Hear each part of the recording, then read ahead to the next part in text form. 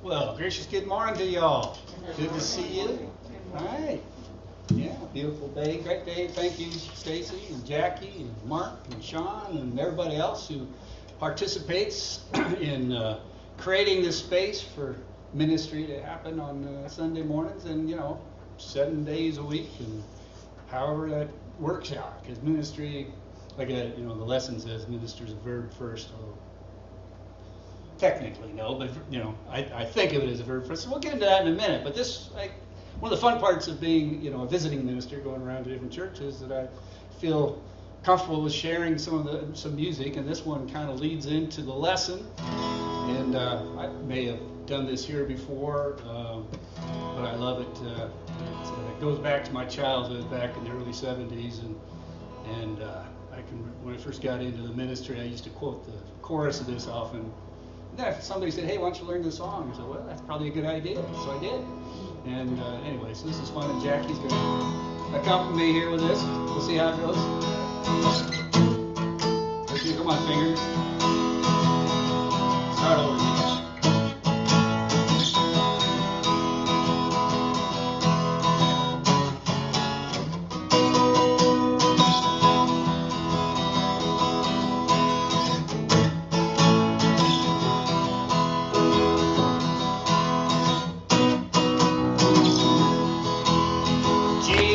Was a Capricorn, he ate organic food. He believed in love and peace, and he never wore no shoes. He had long hair, beard, and sandals, and a funky bunch of friends. Reckon they just nail him up if he came round again. 'Cause everybody's gotta have somebody to look down on, someone they can feel better than at any time they please. Someone doing something dirty he's supposed to frown on. If you can't find nobody else, well then you just help yourself to me. Eggheads cursing, rednecks cussing, hippies calling their hair. Others laugh at freaks who laugh at straights who laugh at squares. Some folks hate the whites who hate the blacks who hate the Klan. Most of us hate anything that we don't understand. 'Cause everybody's gotta have somebody to look down on, someone that can feel better than at any time they please. Someone doing something dirty he's supposed to frown on. If you can't find nobody else, you just help yourself to me.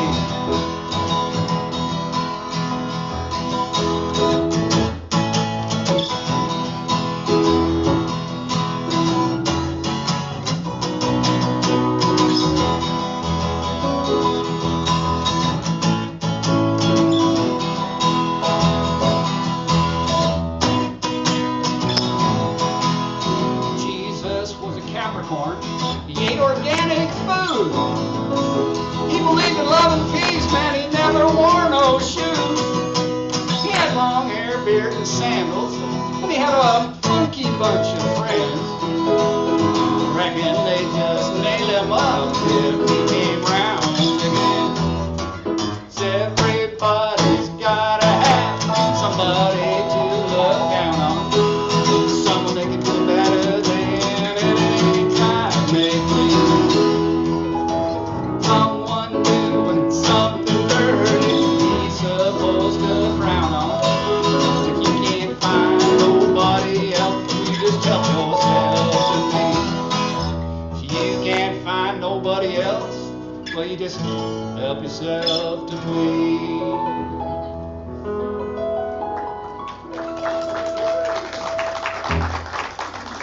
Yeah, thank you, Jackie. A little flair at the beginning on your. Nice to have that going for us. Jesus was a Capricorn. Chris Christopherson was here. One of those probably the only, well, two of them. Bobby Lee is the other one that I kind of enjoy. But anyway, now that line about, they'd probably just nail him up again if he came down again, right? If you think about it, what did Jesus teach? And we're going to get to that here in a minute. But my question for you today is, do you consider yourself Christian or a Christian or both? And I'm going to come back to that in a minute. So think about that for a second. What's the difference between being Christian and being a Christian? So we'll come back to that in a second. This has been a great summer. I've kind of become I was going to say unhinged, but unburdened by the job, the work-a-day job. And so been doing a lot of traveling. Drove out to the West Coast and came back through Hell's Canyon and Glacier National Park and Teddy Roosevelt National Park and Badlands National Park and lots of other great places in between. A lot of people, talk to a lot of different people, a lot of different folks. Some I'm sure I don't agree with, politically, or a lot of different. But the thing I figured out, everybody's, if you don't talk about politics or religion, we all just get along, don't we? Right? When we start bringing up politics and religion, I do my best to stay away from that, especially on Sunday mornings. I may say something that somebody decides is political, even though I don't think it is, but who knows, right? But if we talk about the difference between being... Oh, I know what I was going to go with that. All right. So, while I was traveling around... well, my glasses are falling apart. Hopefully I won't need them. While I was traveling around, we had the Olympics. Remember the Olympics? We had stopped off in Minneapolis at my young son's house and stayed with him, and we watched the openings of the Olympics, and it reminded me of a couple things. First off, it gave me my title for today, which is Get a Grip. Christian is a verb first. Think of it, Christian, to be a Christian, are we just wearing a label? A title, a Christian, or being Christian, which is a verb, right? Think of it as a verb. What's a verb? A verb is an action statement. It's something that we do. It's something that we participate in, right? Well, as I was mentioning, I was when I was looking on my lesson, and the Olympics were happening. I looked up this list that I had made some years ago of what I call office calisthenics. I figured out that at least one of these are now an Olympic event. So I'm going to go through the office calisthenics, the kinds of things that you experience if you work in an office setting and people there. First one is climbing walls, right? The office and that's now an Olympic event. They call it rock climbing, but really it's just walls that have handholds and footholds on them, right? They're climbing walls. It's now an Olympic event. And then there's jumping to conclusions, pushing my luck, lifting expectations, dropping hints, weighing options, massaging egos, flying off the handle, raising standards, pulling strings, and probably one of my favorite is breaking barriers.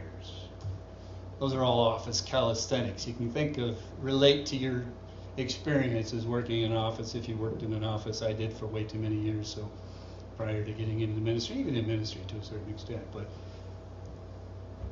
the office calisthenics, some of those are Olympic events now. So as I was watching the Olympics and thinking about getting a grip, because Christian is a verb first, and how people get all upset about the smallest things. Right? It's so interesting. It brought me back to my 5 V's. I don't know if I've ever shared that with you now, because in Unity and New Thoughts, I grew up in about the time that that song was popular. I was starting to study Hinduism, and not long after that, I was into mind dynamics. And in mind dynamics, we started talking about the difference between that most people are victims, right? And a lot of Christians believe themselves to be victims, and people who call themselves Christians, they wear that label of Christian, like it's, and believe, back in the early aughts, when Christians were being thrown to the lions, Christians were being victimized. There's no doubt about it. Jews and Christians were all being. Today, it's kind of hard to imagine being a victim just because people don't believe the same way you do.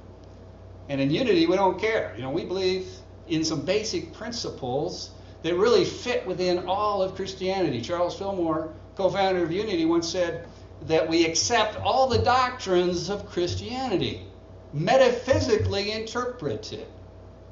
Right? The Trinity, Father, Son, Holy Spirit. We think in terms of mind dynamics, thoughts held in mind produce after their kind. Thought, idea, expression, that's a Trinity. Father, Son, Holy Spirit, that infinite, unlimited, eternal, that Spirit that holds within us, and the expression of that Spirit. We look at it metaphysically, which means above and beyond the physical, above and beyond the outer appearances to an inner experience, a higher realm of experience beyond the outer, which is, the illusion, if you will, the Maya, the outer being an expression of the inner. It's an illusion. It's a projection of what's going on within. So being a Christian, a verb. Now in Unity, we used to call ourselves students. I don't know if you heard that term before, Unity students, truth students. I don't hear that so much anymore. Practitioners, that was a term that we used to use as a practitioner. It's an action, right? Being Christian is an action. Student, practitioner.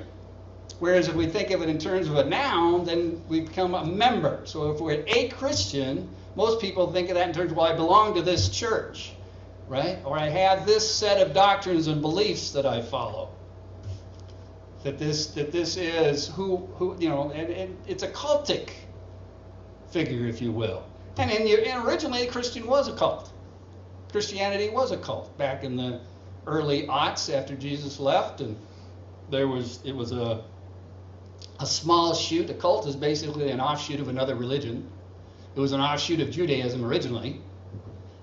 Paul took it to the non-Jewish populations and started turning people into Christians. But initially, they were referred to. It was a derogatory term. To be called a Christian was a derogatory term. That the Greeks would say, it's from the Greek Christos, which is the Greek word that means essentially the same as Messiah or Mashiach, or the anointed one. And it was used derogatory. So, those Christians, right? The Greeks just said, those Christians. Well, they were, the Christians of that time spoke Aramaic or Jewish, and sometimes a little bit of Greek thrown in, because that was the language of the times. And so they started adopting that. Originally, they were followers of the way. Right? They were the divine community. And they lived in community.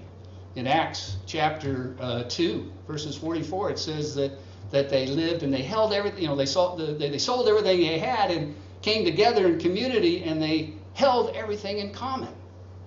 Now that works well in a small community. That's kind of a tribal family system that worked for ages and ages. It doesn't necessarily work in a larger scheme of things in a society, in a country or whatever, but within that small group, they held everything in common. They took care of each other. Right? What did Jesus tell us about being Christian? Well, all we got to do is look at the Sermon on the Mount, chapters 5 through 7 of the Gospel of Matthew. And there's a lot of great stuff in there. I've done a 7-week series on that before. It just goes on, 8 weeks actually, when I think about it. And some of the elements in there. What does it say? If it's, he says, what do you do if somebody strikes you on the cheek? You hit them back? Right? Make them not want to do that again? No, turn the other cheek. What happens if somebody asks for your cloak? Right? You tell them get a job and buy your own? No, you give them your coat too. Somebody asks you to go a mile with them. What do you say? Oh, get lost? No, go with them too. Now I could get into all the details and the symbology and the historicity of those comments, and that'd be a whole sermon. But you get the idea. You get the idea. What is the great commandment? In the book of Luke, Jesus is sitting and he's teaching, and one of the Pharisees, one of the lawyers, asks him a question, what shall I do to inherit eternal life? And he gives us the great commandments. Remember what the great commandments are? The 2 commandments. He takes the 10 commandments out of the book of Exodus and breaks them down into 2, right? Because the first 4 of the big 10 are about our relationship with God, and the last 6 are about our relationship with other people. And he breaks it down into 2. He says, love the Lord your God with all your heart, with all your soul, with all your mind, with all your body. And the second is like unto it. Love your neighbor as you love yourself. And then the Pharisees, the lawyer, legal-minded Pharisee guy says, well, who's my neighbor?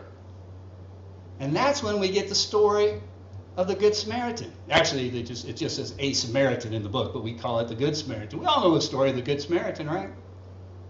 Good Samaritan. A man is traveling. He gets robbed and beaten and left to die. A Levite and a priest come by and they cross on the other side of the road. But then the Samaritan comes along and he picks him up and binds his wounds and takes him to an inn and pays for his stay and says, I'll come back and pay his bills. And he asks, okay, which one of those were the neighbor, were the good neighbor? And they say, well, it must have been the third one, right, the Samaritan, which was a big stretch for them. There's a couple of things there. First off, it was in the Good Samaritan. We hear that story so often by itself in isolation without realizing that it was in response to the great commandment, which is love, right? Love. Love the Lord your God. Love your neighbor. 1 John chapter 4:16. God is love, and those who abide in love abide in God, and God abides in them. Love. That's the great commandment. That's the great expression of being Christian, is to love. To express love. How do we express love? Right? What is love? Another word for love is charity. If you look in the King James Version of 1 Corinthians chapter 13, it uses the word charity. We normally think love is gentle and kind, etc., etc. But in the King James, it's charity, because charity is one of those aspects of love. Right? The Greeks had at least 4 names for love. There was agape, which is that all-consuming love that is also a charity in English. That love for just the love's sake, if you will. And then there's philios, which is brotherly love. And then there's my mind is going blank. Oh, eros, that's the fun one, right? From which we get erotic. And storge, which is familial love, right? The mother to the son, etc. So there's different kinds of love. And charity is one of those names for love that is used in, the Sisters of Charity. We visited when we were in Delhi. I got to get the name right now. Calcutta. Used to be Calcutta. Now it's anyway, I'm getting it wrong.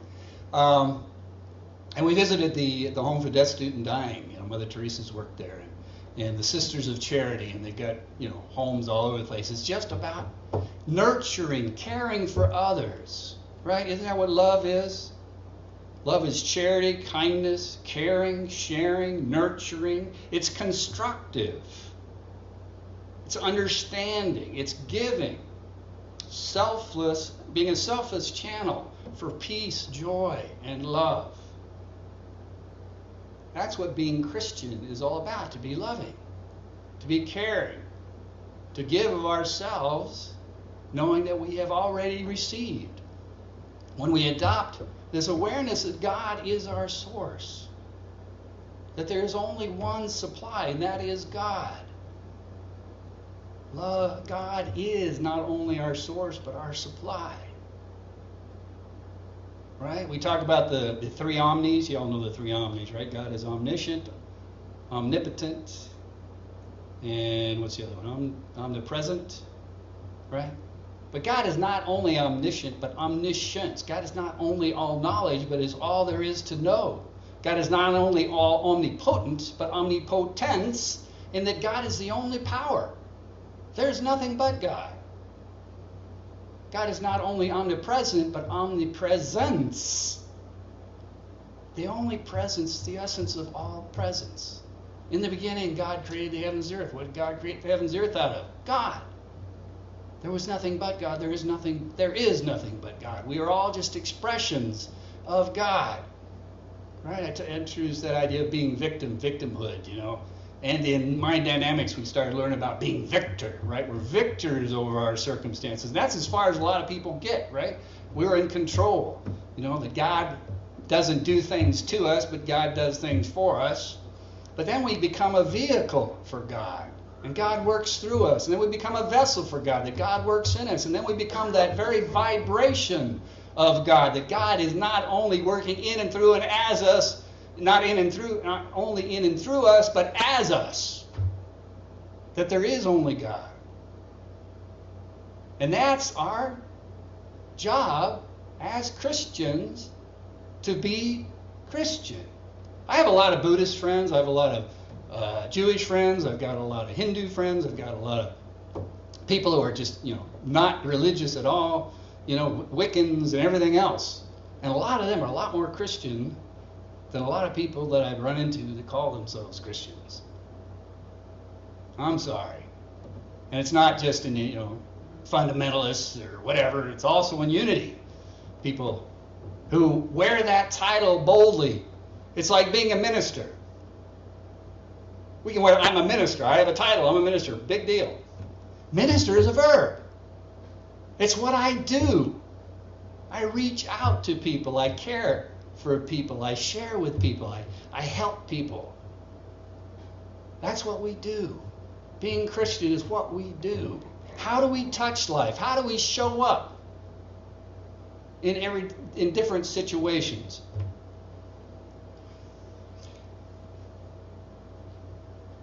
All right, here we go. I'm going to need a little help here. Somebody help me pass out some of these cards here. All right. A few years back, somebody suggested, I always do affirmations, like give people affirmations, something to take home, and then somebody said, hey, you probably ought to do cards. So I do cards, and on one side it says the open door in 24. That's my theme for this year, the open door, right? We often talk about how when one door opens, or one door closes, another one opens. There's always an open door. Just because that particular channel closes, and we sit there and we beat our head against the door, and we say, whine and cry about how this door closed, when we just open up our eyes and realize that there's a door open. The doors are always open, right? And then I put the church's address on there, so this is something you can take home and give to somebody. There's lots of extras. Get them out there so people can take them home, give them to somebody else, put them on your mirror, bathroom mirror. When you go off to eat, leave it with your tip, that sort of thing. But my theme for this year is the open door in 24. I like to do the rhyming thing, and I always use one of Charles Fillmore's, co-founder of Unity's, books for my weekly prayer letter. If you're not on, some of you are on my weekly prayer letter. If you go to peaceunity.com, let's try that again. peaceunity.net, N-E-T, network, Peaceunity Network, peaceunity.net. You can get on the mailing list for a weekly prayer letter that includes quotes from Charles and Myrtle, and right now I'm doing James Dillard Freeman and Goldsmith, Rumi, who else? A couple others. Plus scriptures and just general quotes that I come up with from somebody. Every week it's a theme. And one of the great things about Charles Fillmore's books is they all have 12 chapters in them. So this month being the 9th month, I'm in the 9th chapter, which is on tithing. Imagine that, a book on prosperity, and he waits until the 9th chapter to talk about tithing. And he calls tithing the road to prosperity. Right? Tithing is what is tithing? Tithing is a practice. It's a tool, right? The law is giving and receiving. The law of giving and receiving. That's the primary law. I remember Frank Judici, one of my Bible instructors. He was a longtime Unity minister. Was at Unity Village in the chapel. He went with his wife Martha for many years, and he was one of our Bible instructors when we went off to seminary. And he asked the class, "What's the one law?" And people would say mind dynamics, or mind action, or they would come up and it was giving and receiving, because really that's what's behind. Right? As we give, so shall we receive. That's right there in one of Jesus' statements, right? As we give, so shall we receive. And it goes on from there. That's the law of karma. It's the law of reciprocity, right? It's attraction, the law of attraction. That giving and receiving are one. We cannot give without receiving, and we cannot receive without giving, right? If I give to you and you don't receive, what happens? I'm cut off from giving. But if you receive, then you are giving me the gift of giving. Right? It's all one. Giving and receiving are one. And this is where I need my glasses. Let's see if I can put them back together real quickly. Nope. They're broken. But we'll see what happens.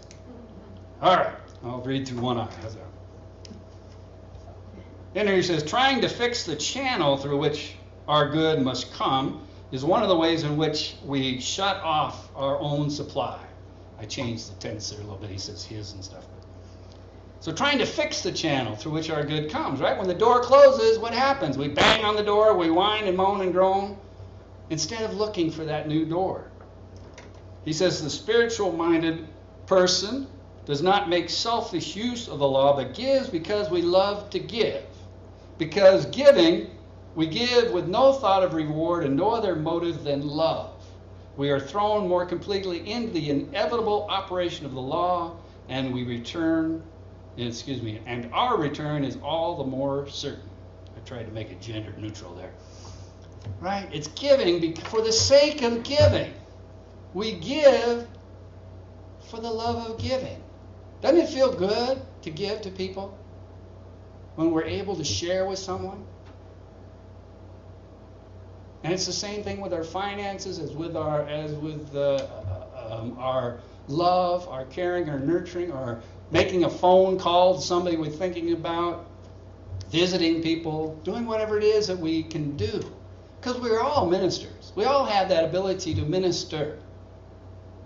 When I say we're all ministers, that doesn't mean we all have caps and gowns and have prodded down gotten the certificates or whatever. But we all have that ability to minister, which means to be of service to another person, to help others.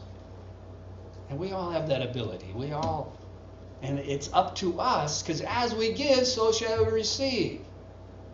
Right? So that means if you have a little bit of if you're having tough times with your finances and giving 10%, you're doing it begrudgingly, not with, thank you God, with, oh God, I hope this, don't, stop, take a second, right? Think about it. What can you give with love? Right? I talk to people about, when we have events and do this free will love offering, when we have concerts or we have different speakers and things come in. I talk to people what a love offering is. It's what you can give with love. Now, some people putting gas in their car to come was about as much as they could financially support. And other people, if you told them $20, well, no big deal. You told them $100, no big deal. Well, if that's your case, well, pay for somebody else. Give with love. Give knowing that you have received. And that's our affirmation for today, right? Comes right out of Charles's book. God is my divine source and supply. I give knowing I have received. I give knowing I have received. Let's take that into consciousness for a second. God is my divine source and supply. Together, God is my divine source and supply. I give knowing that I have received. Let's take that all together. God is my divine source and supply. I give knowing that I have received. And one more time, soft and gentle. Together. God is my divine source and supply.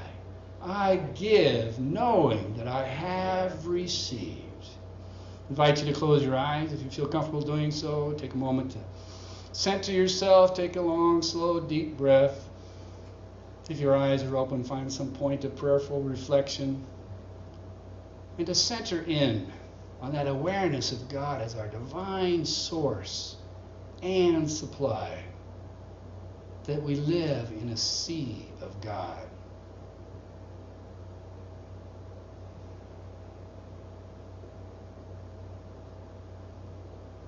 That God is the sea, God is the ocean, and we are the wave. We are the expression of God. That all that God is, can do, and be is within me, and I am within God. Take another deep breath and begin to just relax your mind, your body, your heart. Become comfortable in your seat, breathing long, slow, deep inhales, long, slow, deep exhales, filling your body completely. And maybe you're an experienced meditator and we just have to say now's the time to turn within. But others of us need a little more coaching, and so I invite you to just take a mental inventory of your body right now, from the top of your head to the bottom of your feet. To feel that energy that's flowing in and through and as you, that very vibration of God that you are living right here and now. Every cell of your body, every organ, every bone, every sinew is expressing God, is filled with God, is filled with good orderly direction, with divine power, strength, wisdom, love.